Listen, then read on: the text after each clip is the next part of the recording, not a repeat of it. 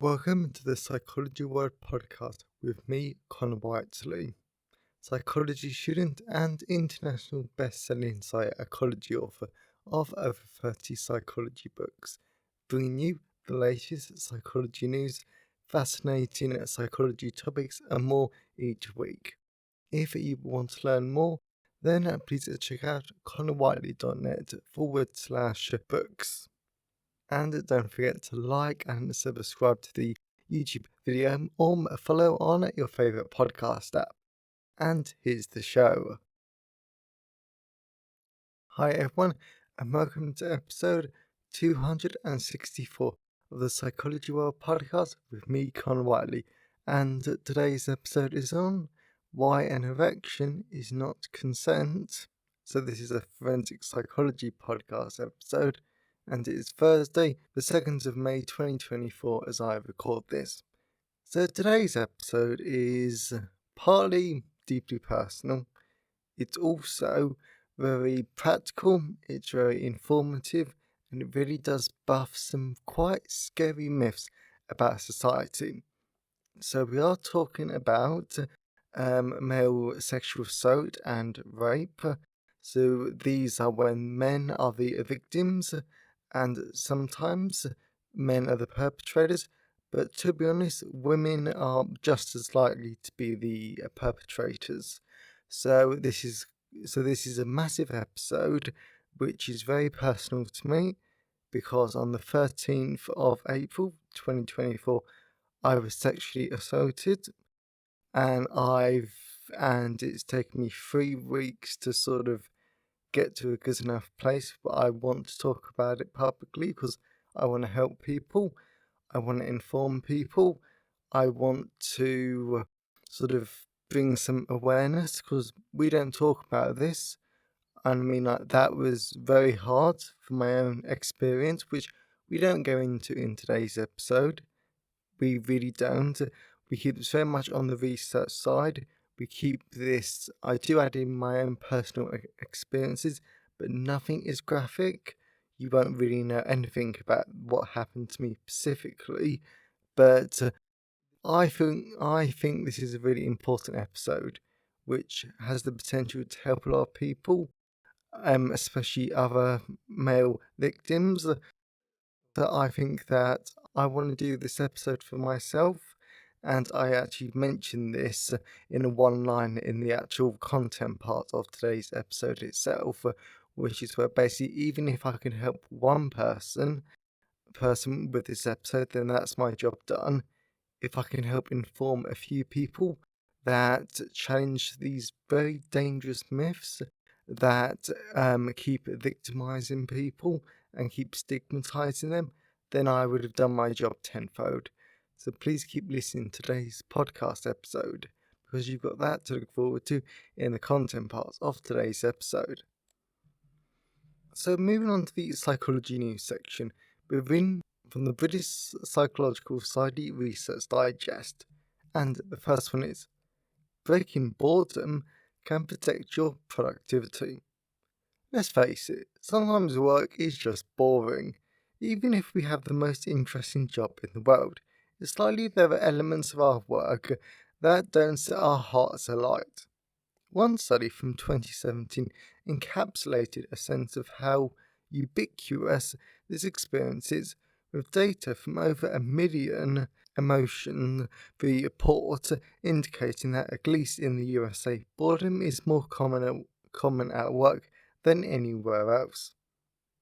When there are deadlines to meet, though, we often try to suppress that feeling of boredom to get to the bottom of our to-do list. However, according to new research published in Journal of Applied Psychology, harnessing boredom instead of ignoring it could help us to stay engaged.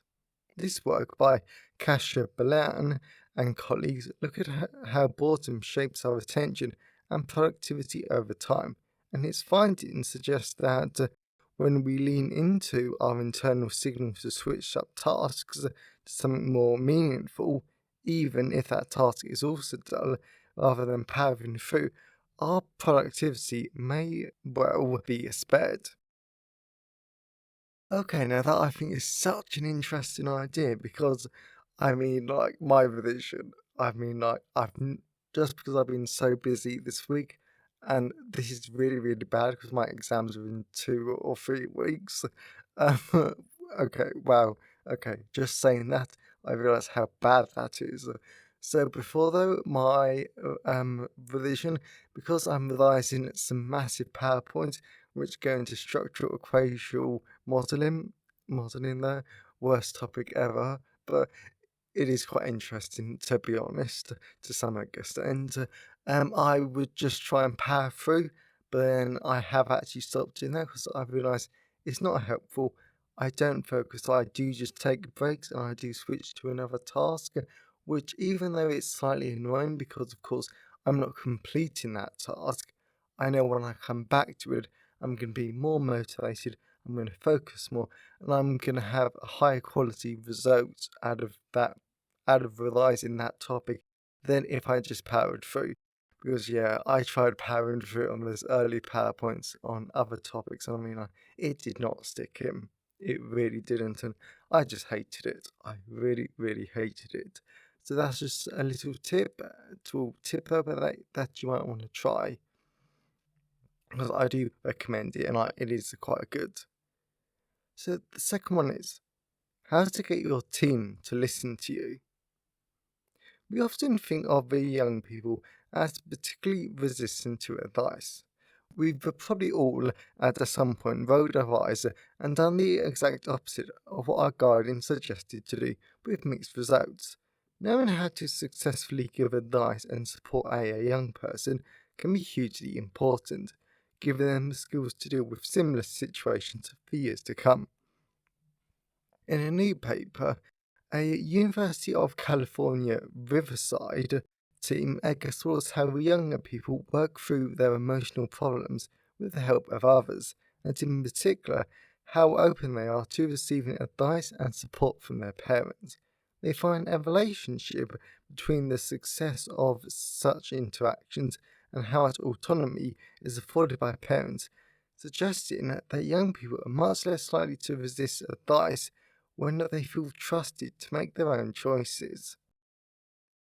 Oh, and this is totally true. I completely support this result.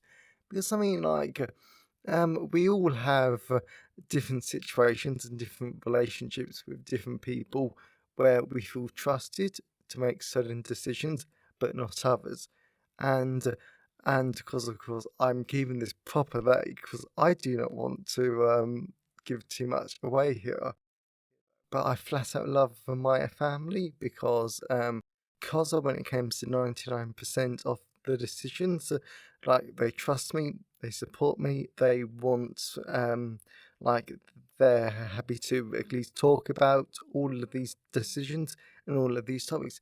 But there's very few select topics which are important to me, but they don't. But they just I know that they don't trust me to make good decisions of my own to do with those topics, which is really frustrating. I don't, and I don't tend to listen to their advice in that area, just because if they don't trust me, why should I trust them back? Trust is a two-way street, very, very much so. So I completely agree with that. So I think that the takeaway here is that even if you don't really trust your child's decisions, at least make them feel like you do, or at least try and work with them and not against them. Because the best way, because at least in my experience, and because nothing on this podcast is ever any sort of official advice whatsoever, at least in my experience, when my family's been willing to work with me, as in like they listen to me, they try to understand my point of view to very limited success at times. It's just yeah, but like we do tend to have a happier relationship and a good conversation about it where we leave both happy. So just maybe something to think about. So the last one is remember. This week's trawl for the Research Digest archives comes to you with the courtesy of a friend reminded me to take my photo ID in the UK local elections today. In the spirit of remembering to put it in my pocket, let's take a look at memory and forgetting. 9 years ago, we covered some research about how thinking about the future causes us to forget the past.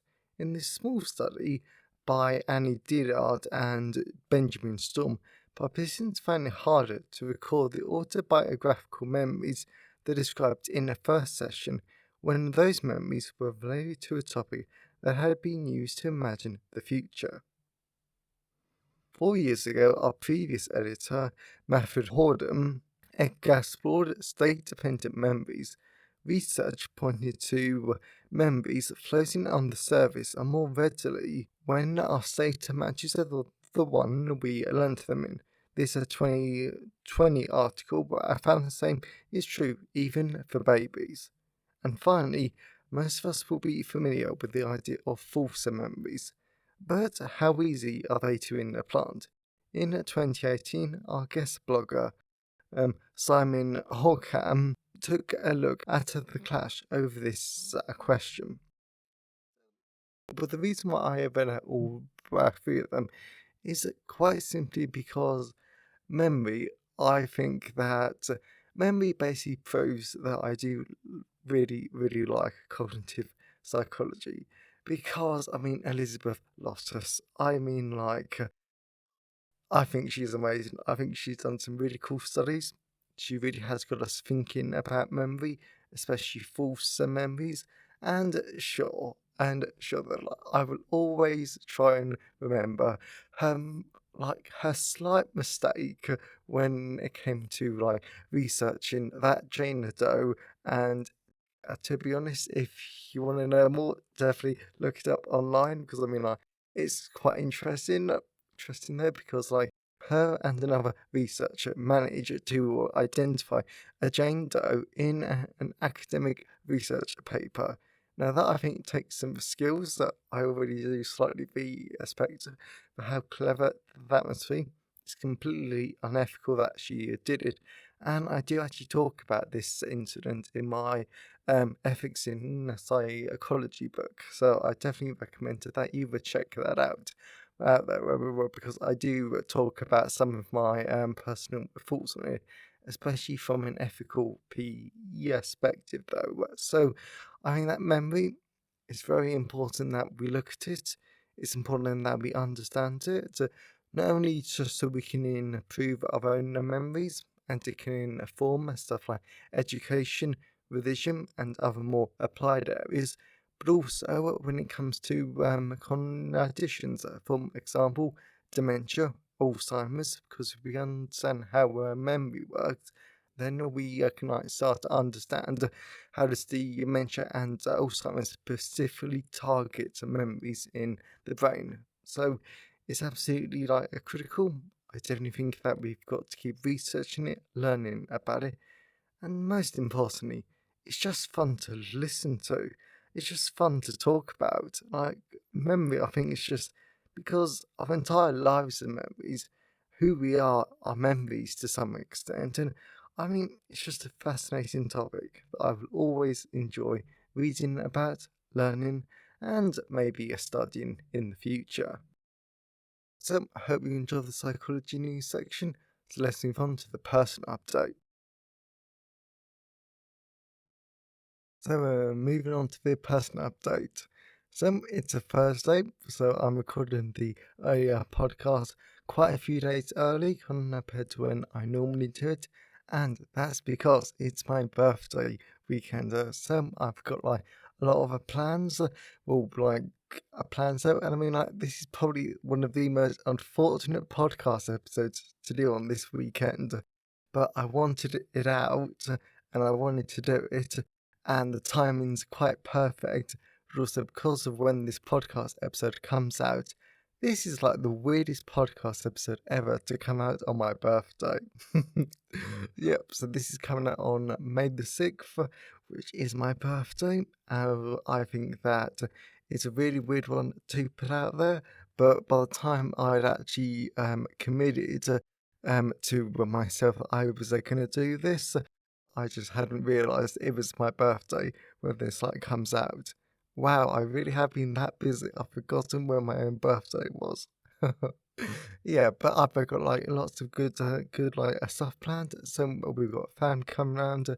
Coming around. One of my best friends is coming around and staying with us for a few days. I've actually got to pick them up from the airport on Saturday, yeah, so that's going to be really good.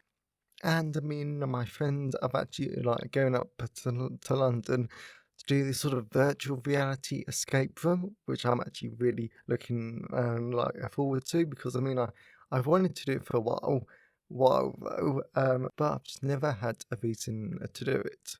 But if someone ever tells you Facebook advertising doesn't work, they're lying because the whole reason why I'm doing virtual reality is simply because I was targeted by a Facebook ad and it kept showing up.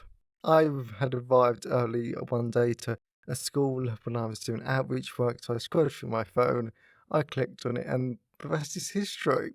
So, Facebook advertising, it works to my utter horror. But besides from that, though, I've been continuing with my data analysis tomorrow. I've got a really exciting talk on transhumanism. So this is basically combining humans with cybernetic upgrades. So getting stronger arms, using a exoskeleton to increase your strength. So well, your strength as a part of a university talk. So there's a lot of fun stuff happening at the moment, and life is really, really good. And as always, I always love to know your thoughts and feelings on today's episode. So you can always email me at connorwhiteley@connorwhiteley.net. You can always leave a comment at the show notes at connorwhiteley.net/podcast. And you can always tweet me on Twitter at sci-fi whiteley. I always love to hear from all of you because it really helps make the podcast feel more like a conversation. Or you can leave a comment on the Facebook post at Connor Whiteley Psychology Offer or message me on LinkedIn. And today's episode has been sponsored by Forensic Psychology. So this is a brilliant sponsor for today's episode. Because of course, sexual assault is thankfully a criminal offence. So this book helps you to understand criminal behaviour, like the theories of offending, the theories of rehabilitation, which is the only thing that actually works to reduce crime rates, because research shows that putting people in prison for a long time, it doesn't actually work. Who knew? Who knew though? So there's entire chapters of the book based on that and based on the research, and then and it also talks about a lot of other really good topics, including sexual offending and a whole bunch of other topics. So I really do recommend that you check out this really popular, engaging, and really easy to understand book. So that's Forensic Psychology, available from all major ebook retailers, and you can get the paperback and hardback version from Amazon, your local library, or local bookstore if you requested. And you can get the audiobook version narrated by me at all major audiobook retailers. So, whilst buying books helps to support the creation and the editing of my podcast, my time is sponsored by my wonderful patrons, and a massive thank you to my patrons because your support shows that you like the show and you want it to continue. So, if you wanted to become a patron of the show and get tons of great rewards, now you can at patreon.com/the Psychology World Podcast. So, that's enough of the personal update. Let's move on to the content part of today's episode. So, we're moving on to the content part of today's episode. So, we're going to be talking about why an erection isn't consent. And I admit that I think for a lot of people, this could be a hard podcast episode to look at just because of the content. But again, I promise you, there are no graphic details. I do talk about what happened to me, but only lightly and briefly and to make points. So I don't think this is that upsetting of an episode, but again, I think because of what happened, I don't think I don't think I'm going to find tons of stuff upsetting when I consider it to be quite light. So that's your warning. But this is a really useful podcast episode, and I wrote this episode to be as useful as possible for aspiring and qualified psychologists and for psychology students. Okay, so let's dive into it because this is actually going to be quite a good episode that I really enjoyed. Why am I talking about male sexual assault and rape? Just as a little introduction to this episode and why I'm personally doing this, I wanted to be upfront and honest with you about my own personal position. So, I'm a victim of sexual assault. It happened about 3 weeks ago, and I can't emphasize enough how distressing, awful, and foul it was. I don't wish it on anyone, and whilst you don't hear any major details about my assault in this episode, this did happen to me, as well as I will add my personal thoughts, like always, to help the material come alive. Since one of the awful things that happened after my assault was I was working an open day at my university and I was talking to a lecturer that I always like she's brilliant, she's amazing, I really do have a lot of time for her, and she studies forensic psychology. Even though I completely forgot what her topic was. Her topic was sexual violence, so she's already talking about it. I just couldn't listen to it. I actually had to walk away. Thankfully, there were quite a few people around, so it didn't look too rude. But I just couldn't talk to her. I couldn't be in earshot of her. And the entire reason for this podcast episode was researching sexual assault and rape really did help me during that first intense, horrific week. It helped me to understand what had happened, how common this was, and it really wasn't my fault. Therefore, even if I can help one person or inform a few people about male sexual assault, then I would have done my job with today's episode. Some data on male sexual assault. Before we start talking about the content in any more depth, let's look at some data. The Rape, Abuse and Incest National Network found that 1 in 33 men have experienced a complete or attempted rape in their lifetime, and 1 out of every 10 rape victims are male. And remember, these figures are only out of the reported figures, so the real numbers are likely to be a lot higher. Furthermore, the US's the Center for Disease Control and Prevention have shown in research that men and women are equally likely to be sexually assaulted and victims of sexual violence, yet sexual assault against men has been severely under-recognized, undertreated, and underreported. Finally, the National Crime Victimization Survey shows that a lot of men report being sexually assaulted by women through forced penetration and coerced erections. Overall, I hope that this goes to show that male sexual assault isn't rare and is a lot more common than any of us realise. Male sexual assault and rape. Whilst it is very rare that male sexual assault is reported in a given year, it is true that men are victims of sexual harassment, rape, and molestation on a daily basis. Also, whilst it's tempting to think that male sexual assault victims is only committed by other men, in reality, it is actually an even split between female and male rapists.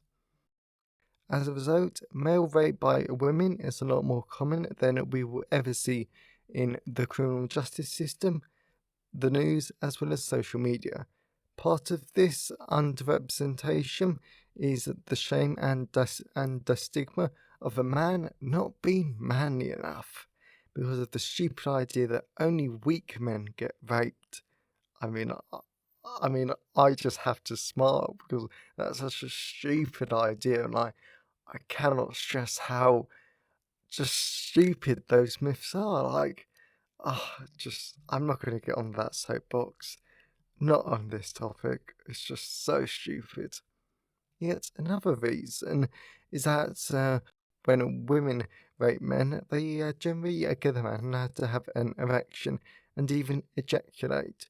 So this confuses and paralyzes the man, mainly because society teaches us that if a man gets an erection, then they enjoy it, and this isn't rape.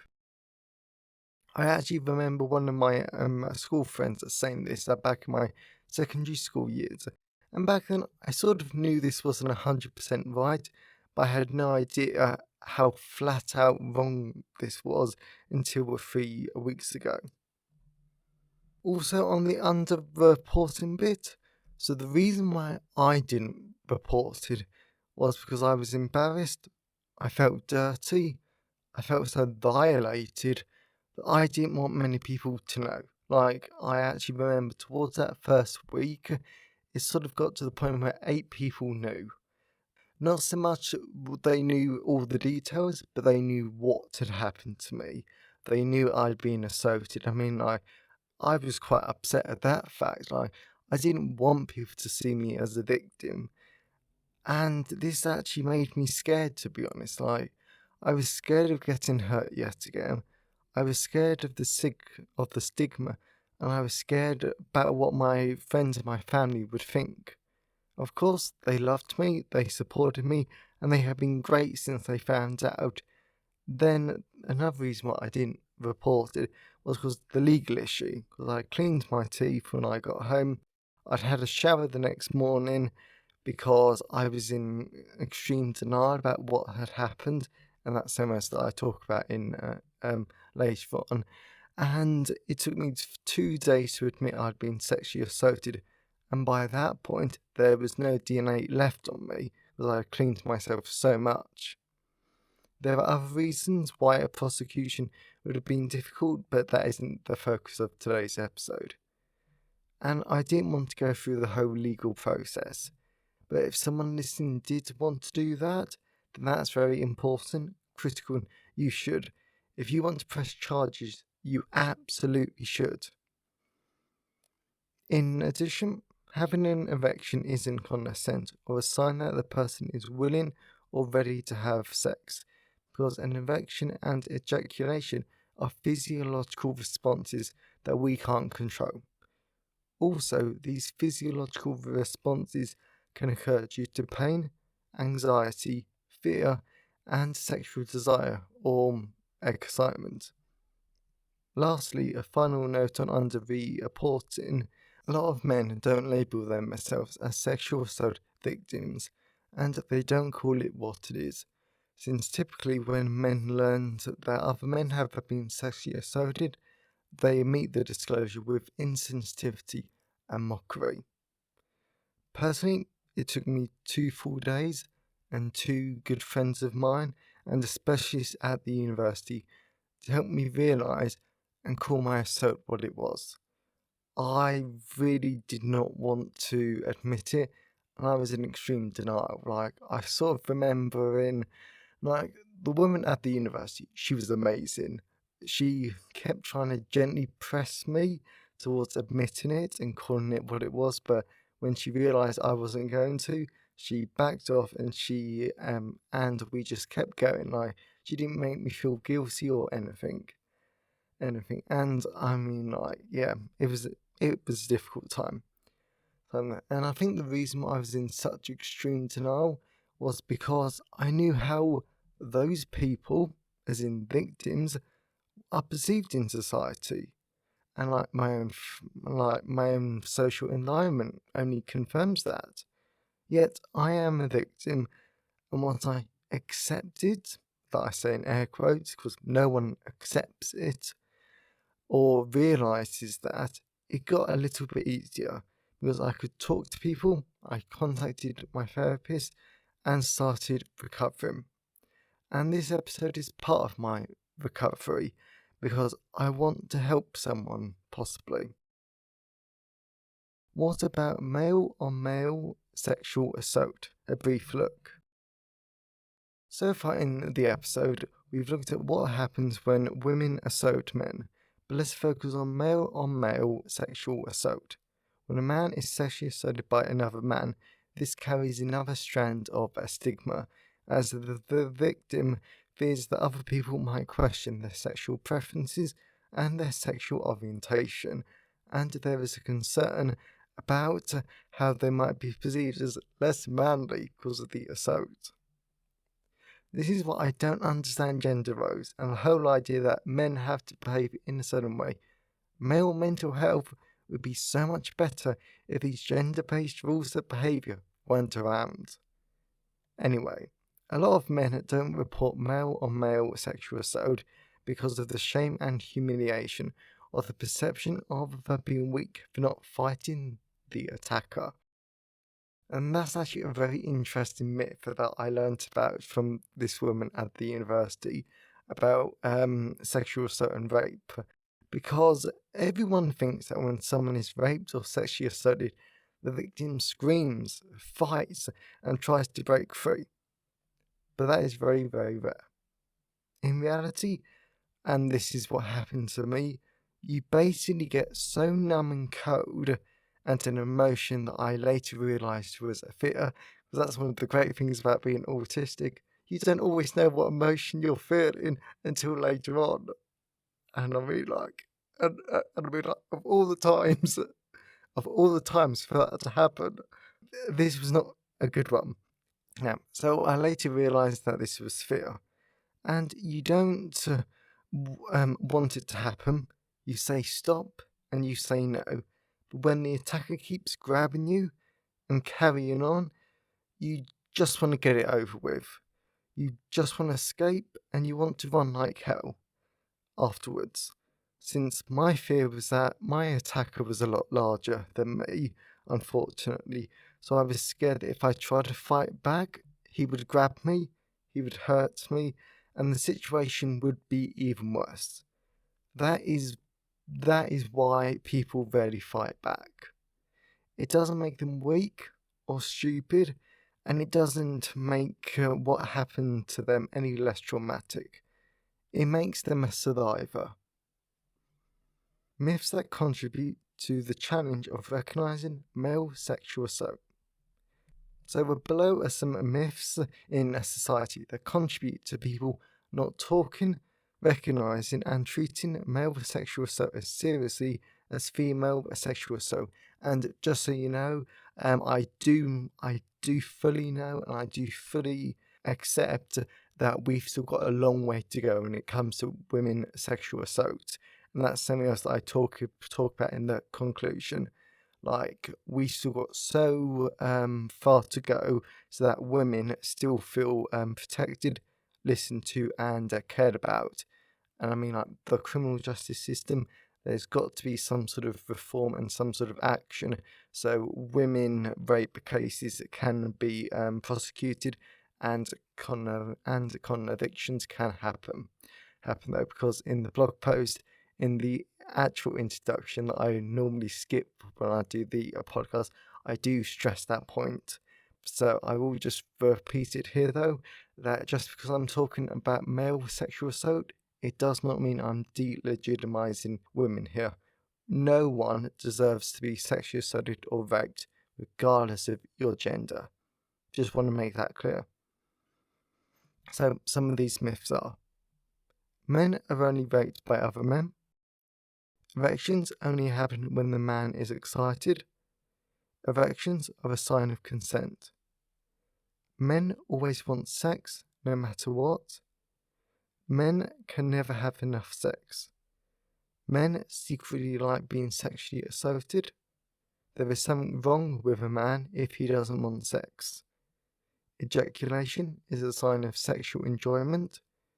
Real men don't get sexually assaulted. Men like to be in charge in the bedroom. So all these myths are extremely harmful when it comes to recognizing male sexual assault.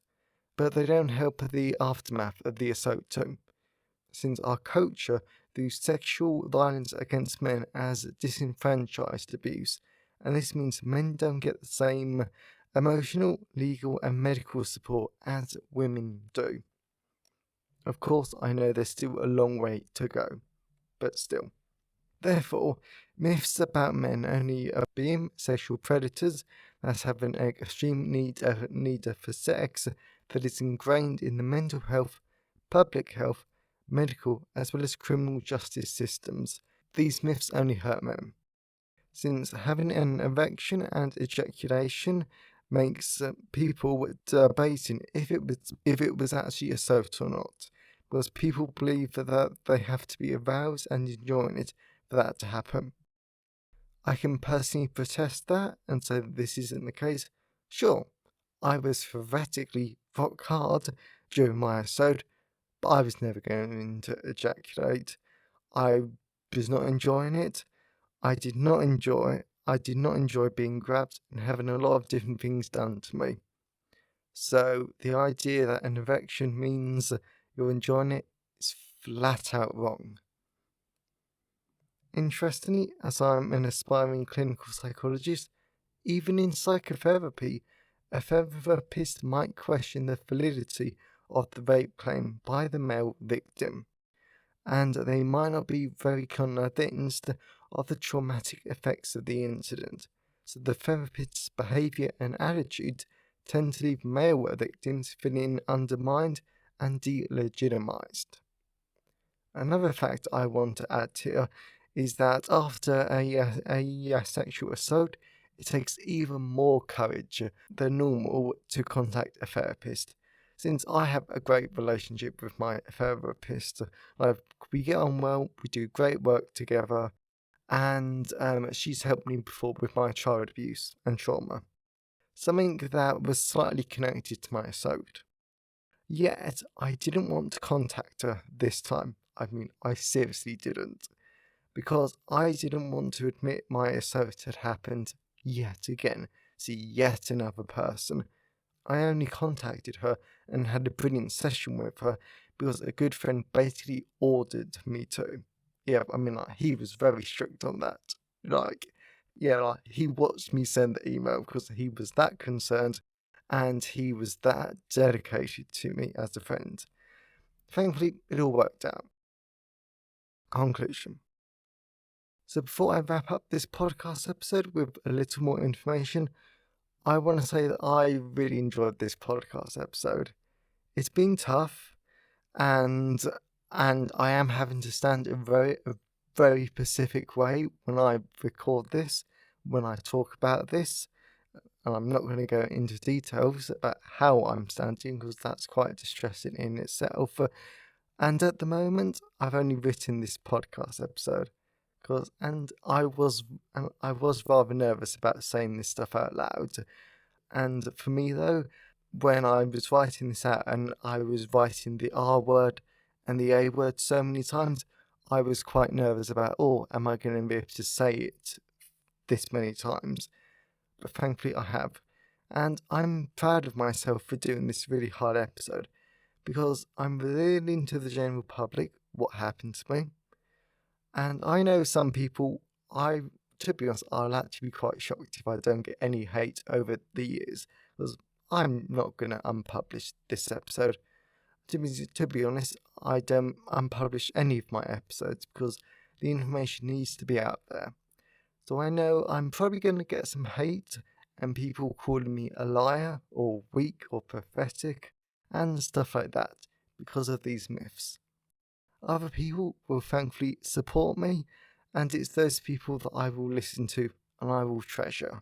I really, really will, because I love and respect all of you listeners because you guys are brilliant. But ultimately, I'm doing this episode to help people. There might be another listener who has experienced an assault or rape, or they might know someone who has been. And I hope this episode shows you that it is okay. Things do get better, and it wasn't their fault. This is a common experience, and it flat out does not make you a failure. Society and the myth spreaders, they are the failures. And for people who have never been a victim, I seriously hope that never changes. And I hope you now know the truth and you'll actively challenge these myths when they pop up. Then, if you work with a client, or if this happens to a friend or loved one, you know more facts to help them. Just love them, support them, and listen to them. Those really are my biggest takeaways. Anyway, on the whole, we need to realise that when our systems don't make victims feel like they're taken seriously and they minimise the assault and they don't tend to take action, then this continues the harm and suffering that male victims experience from the trauma of sexual violence. As a result, as a society, we need to stop this minimisation and break this stigma of male sexual assault because it isn't helpful and it certainly isn't right. A lot of this can be done by deconstructing traditional gender stereotypes, because the main problem is that currently men aren't allowed to demonstrate their feelings beside anger, and this isn't good, especially when people see pain and trauma responses as a degradation of manhood, and this isn't helpful to us achieving true feminism. In other words, true gender equality, where men and women are equal. Additionally, we need to continue our work deconstructing traditional ideas about what it means to be a victim, since it's important to know that force isn't always about physical strength and being overpowered. Rapists and predators typically groom, coerce, and emotionally manipulate or threaten targets into non-consensual sex. Most importantly, this is a podcast episode, and the entire point of advocating for male sexual assault victims isn't about delegitimizing or undermining violence against women. Instead, I'm highlighting that men can be victims too, and the gender stereotype that women are helpless victims is another unhelpful and undeserved gender stereotype. In turn, this only reinforces silly ideas about what it means to be a man or woman, and even more outrageous ideas that male victims are failed men. No victim of a sexual violence is a failure. They are a victim that needs to be supported, helped, and listened to. Overall, when it comes to male sexual violence, or women for that matter, using gender sensitive approaches in our work is critical. We need to understand that societal norms and expectations will always impact men and women disproportionately, and this should never come at the cost of undermining boys and men who have been sexually abused. Instead, we need to use inclusive approaches to our work that allow us to advocate and support victims regardless of their gender, so that we can enable a culture shift to happen, ultimately allowing us to have more conversations about healing, prevention, and providing good care for victims, whatever their gender is. So I really hope that you enjoyed today's episode and you got something out of it. I know that I did, and just as a little blooper here, when I said that it allows a shift to happen, originally in the blog post I had forgotten to put the F in, so I can't say that word, otherwise it labels the podcast as explicit, but you can imagine what the blog post said, which is actually quite funny. So I've already said a lot in this podcast episode, but I'm really grateful that you guys have listened. I know for a lot of people in society, like before 3 weeks ago, I typically would avoid a topic that was about sexual assault and rape. Even now, I do, but obviously for different reasons. And I mean, this is a really hard topic for a lot of people to understand or want to understand. But if you're still listening, like, I'm not joking here. You were literally amazing because I mean, like, I've tried to talk to different family members, different friends, and different people about this sort of topic, and they've shut me down simply because this is too painful for them. They don't want to hear about rape or sexual assault with any gender because it's so unbearable for them. So the fact that you're listening, the fact that you've listened to me ramble for a while, really does make you quite extraordinary. And I'm so grateful to you. So, massive thank you. You are brilliant. And if you know someone who would enjoy today's episode, then please share the episode with them. I'm really grateful when you wonderful people help spread the word about the podcast.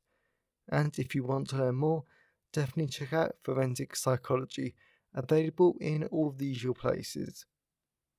And if you want to become a patron, then you can now become a patron at patreon.com/the Psychology World Podcast. Or buy me a coffee at buymeacoffee.com/Connor Whiteley.